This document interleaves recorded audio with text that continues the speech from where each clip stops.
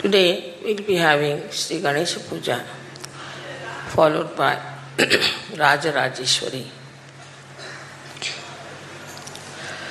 So many names have been described of the goddess, especially Adi Shankaracharya called her Rajarajeshwari, meaning she is the queen of all the queens. Also, for Mother Mary, they have used this title in the West. These ideas have come from the pagan religion, as I have told you before, and that they didn't come by the description of Mother Mary in the Bible. That shows that there has been a lot of changes into the script of Holy Bible. Also there has been a lot of changes in the script of Indian scriptures, even Gita.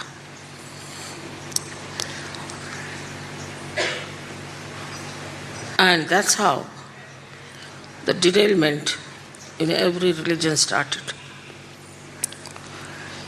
And the intellectuals took advantage of it, started projecting their own idea, saying things, describing things which were absolutely against divine power. We are all very fortunate people on this earth that you have discovered the reality. And you see that all these things which were mythological are true. All the things that are intellectual is not true. Also, whatever are used for the purpose of dividing people from each other are not true. Because we believe in all the religions, that's why every religious person, so-called, is against us. Because you are supposed to believe only in one religion and fight all the rest. If you believe in all religions, that means you are absolutely not religious. This is the concept. And that shocks them that we believe in all the religions and we respect all the incarnations and that we believe in the integration of all these deities. Regarding Ganesha, it must have been a big revelation for you people who are from the Western countries. Even in the north, I don't find Ganesha is so much worshipped as worshipped in the south, especially in this area and also in Maharashtra. Because in Maharashtra we have 8 Swayambhu Ganeshas and they all believe in it. It is now said that it is all blind faith and this and that. But now you have seen the Ganesha standing behind me, within me. It's just to prove that there is a deity called Ganesha. You'll be given those photographs where Ganesha is half-faced sitting here and the rest is my sari and all that.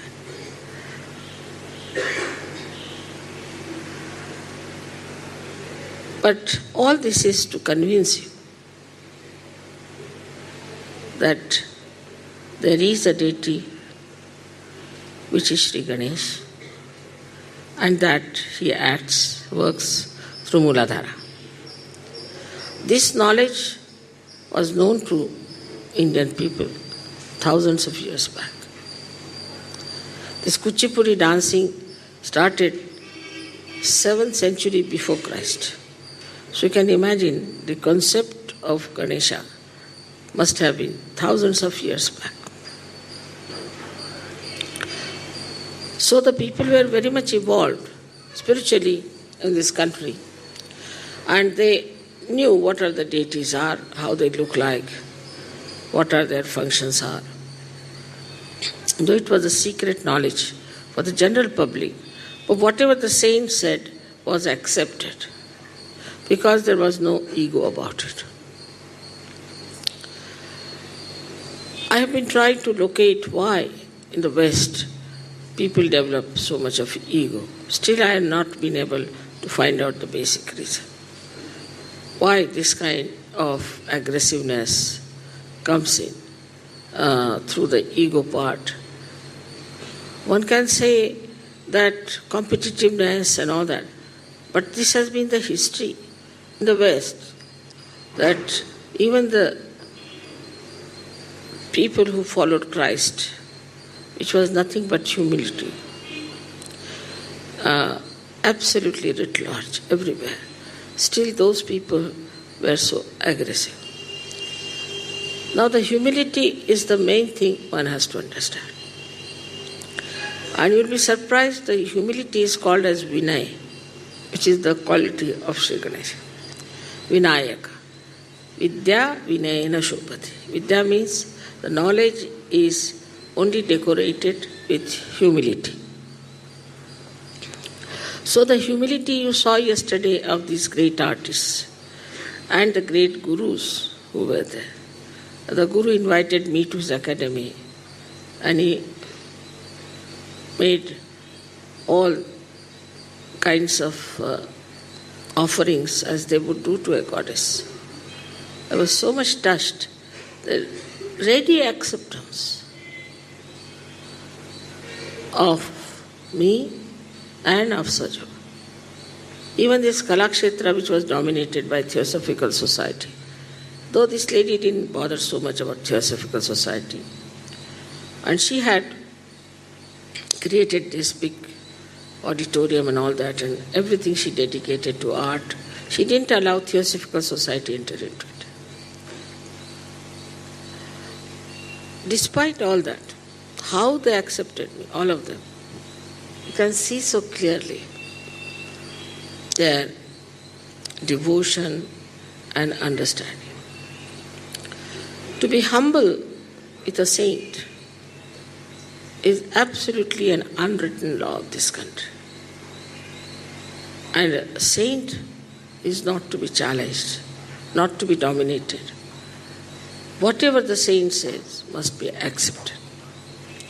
So the first quality that Ganesha should give us is Vinay. Vinay meaning the humility. The humility is not superficial. Like we go on saying, sorry or excuse me, I'm afraid. Not that way. It's not vachik. It's not just lip service. But from within, the humility has to come. Now the humility is, of course, is always marked by ego. And the ego just keeps you afloat. And you never understand that you have been egoistical. Even when I talk about ego, people think that mother is saying about somebody else there. They never think it's me who has this ego. So Ganesha is the killer of ego.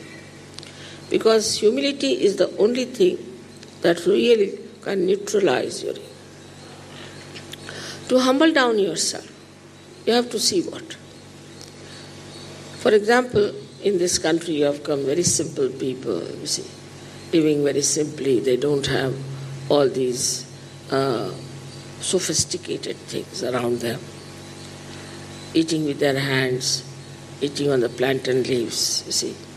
And according to certain ladies who have lived here, the Westerners, they think they are all primitive. But see the way they have developed this art. This kind of swiftness and this kind of, even jumping this kind, you cannot achieve. Now, what is the reason for this kind of working? Is humility towards art. Art is to be respected. A guru is to be respected. Respect is the only way to learning anything. That is sort of ingrained in an Indian blood, I think. That you must obey your guru implicitly. Implicitly. And this guru is training so many people there, so many girls there. Not for anything but just to express his art. He doesn't get much money, I could see that. They have very little provision, and also he doesn't charge too much. But the dedication he has is like the dedication of Sri Ganesha to his mother. And the way he is completely drawn into it. All other things are not important. So for humility, you have to withdraw your attention from other things. This is an extremely important thing. If your attention is going to your other problems, this, that, or if you are trying to come to Sahaja Yoga through other channels, it's not going to work out. You have to humble down in your heart. Absolutely humble down. He's innocent, that's why he's humble.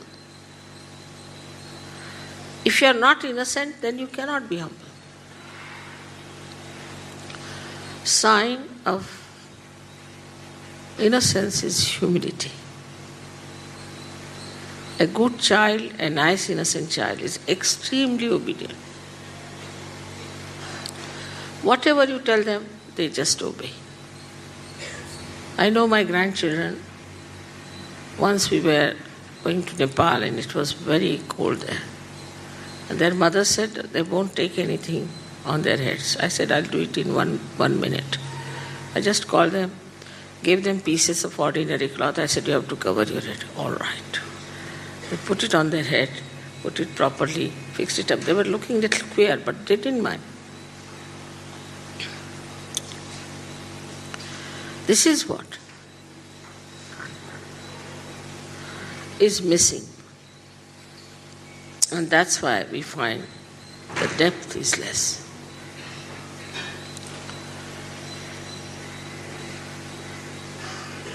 Not just only the conditionings. I would not say the conditioning. People are out of conditioning.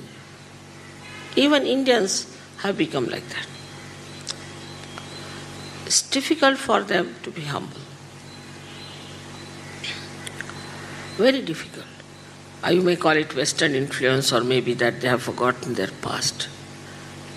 But humility is so important.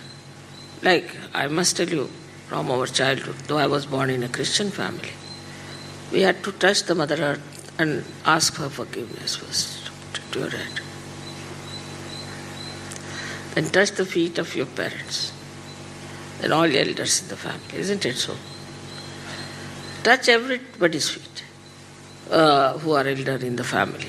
Even some old servants, you see, who had looked after our elder brothers and all that, touch their feet. But that humility is lacking. And that dignity that elders should have is also not there. But whatever it is, it was our duty to touch everybody's feet and not to discuss the elders. So this will create such a beautiful atmosphere in Sahaja Yoga. If you insist that, am I humble in doing this? Just ask a question. Have I been humble in doing this or in saying this? Now the problems are criticizing the leaders. They are leaders because they deserve it. The day I find they are no good, I'll throw them out. Also, you know that very well. But there is no humility. Then the humility is replaced by ego. And that ego creates an ego in the leaders.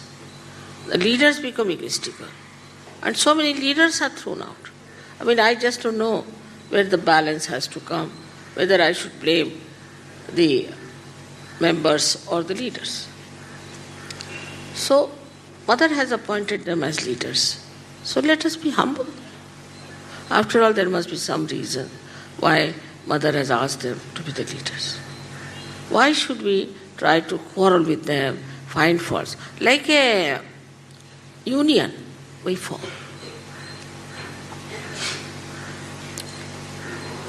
So Sri Ganesha, who is so humble, and his Ganas are even more humble in a way. Because he won't tolerate any Gana who is not humble to Mother. With a little movement of the eyes, they are there to fight and to do whatever it is they are suggested. And they understand every angle of the eye of their Mother, what is to be done. So this kind of dedication only can make you deeper and deeper. Now, maybe that the way we know about that in the West, we have to spread out more, we have to advertise more, we have to talk about ourselves more, we have to boast about ourselves more. The more you do it, the more successfully. That's what you see every day. They boast, I believe. You see, who are you to believe or not to believe? Who are you to say this? But sort of, see, your image has to go like that, a man of great personality or some sort of a big profile. You create a profile. Absolutely artificial, nonsensical. And very surprising, to such a profile which is so artificial, people bow. Maybe they are also artificial. That's why they bow to these artificial people. I'm surprised. These are well-known crooks. People know they are crooks. They have done all kinds, but still they will prostrate before them. Because maybe that they want some sort of a material advantage out of it. Or I don't know, some sort of an artificial advantage. Even taking a photograph with such a man is regarded as something very great. So all these ideas must be seen through by Sahaja Yogis. They have to see through this joke, this drama, what's going on, and also reflect it back and introspect and see, I hope I don't have this in me. Sometimes we laugh at others, but we ourselves are in it. So once we start introspecting, we see within ourselves, yes, this is there.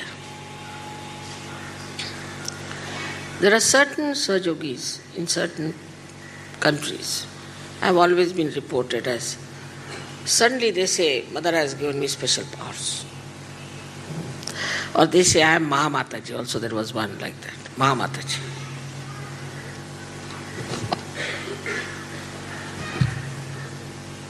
I have never said I am Mataji even. You people call me that. I have never said that. But he said I am Mahamataji. You can call him mad, you can call him anything. But it is definitely his arrogance has prospered in such a way that he doesn't see what he's talking about.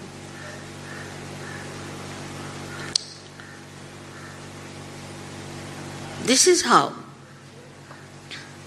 also you pamper the ego of your leaders by attacking him. The more you attack him, he reacts. And when he reacts, his ego goes on pumping like that.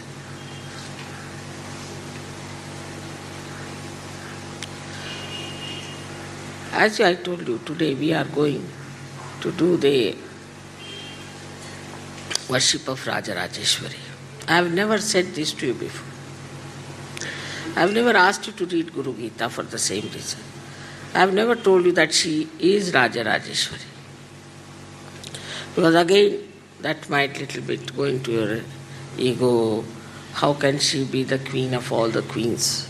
Of course, Christ's mother is all right, but not Mataji is too much.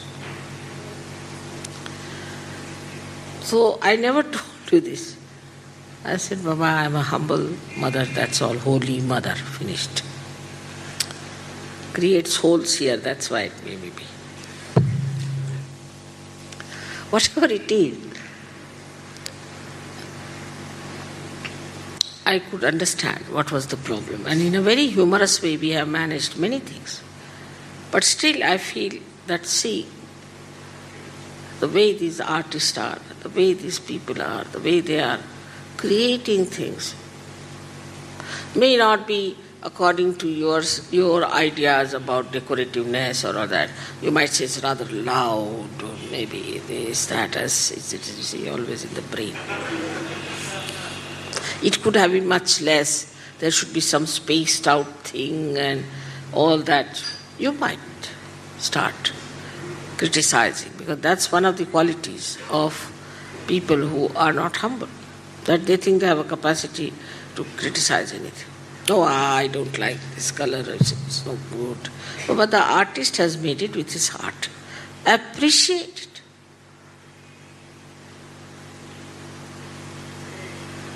So the second point is to appreciate. Appreciate your life, whatever it is. Appreciate. Accept it. But not with reluctance. All these mental ideas in the head, that art means this and art means that, has led us to this situation that we are not going to have any more Rembrandts nor Michelangelo. Finished. It's not mental. Art is never mental. It's coming from inside. And whatever is coming from inside cannot be compared with outside our ideas. So the appreciation part, I mean, you can say South Indians wear very, very loud dresses in our own style. But to me they don't.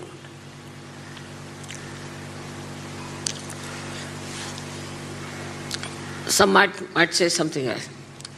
Also, the North Indians must criticize the South Indians.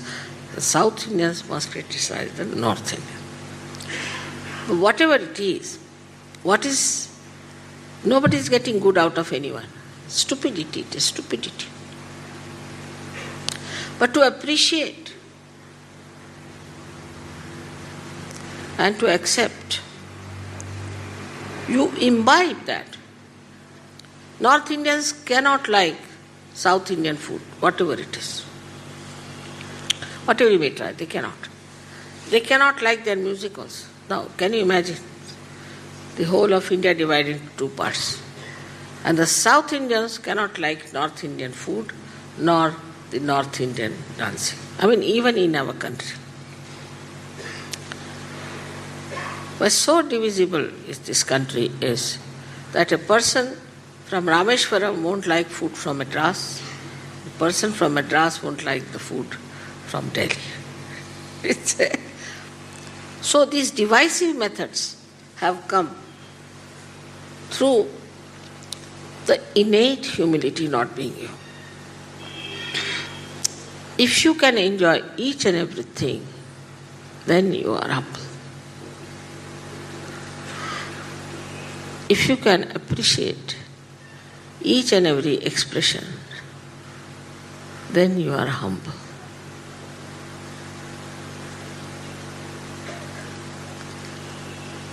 This humility is a very deep down character because from Mooladhara it comes.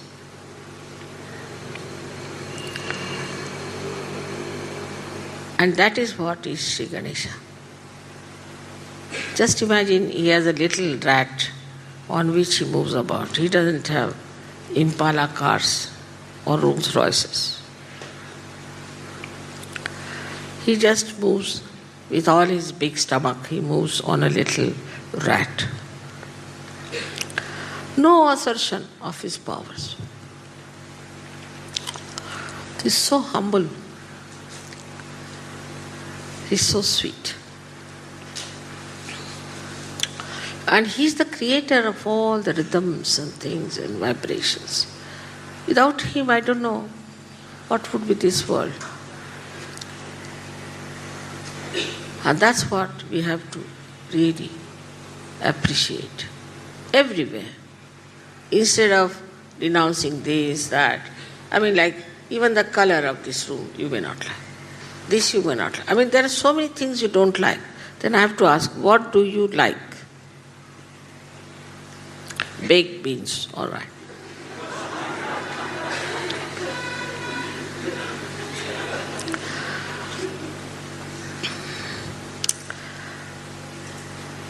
We have to open out ourselves. With humility, you open out, you penetrate, you spread. Without humility, you cannot. Because you are objecting to everything, creating a wall. Only the humility will make you spread out. Today, the first day of our tour, I would request you that you have to be very, very humble. Understand that humility is extremely simple and is beautiful. You saw that little girl playing veena, such a difficult adivadyam, primordial instrument playing with such sweetness, with such deftness, and so humble. And she came to me and she said, "Mother, what a privilege it was that I got the opportunity to play before you." Just imagine. Such a genius. Another one who met me last time was a mandolin player, about the same age, maybe younger. I mean, he is now world renowned, but when he played before me, wouldn't accept any money, nothing, just went into ecstasy. Even the dancer, she told me she went into ecstasy when she saw me. And she just danced so well with such vigor. And she had temperature. She said, "My temperature has gone, everything, I'm perfectly all right." Look at those artists. I mean, they have never known me.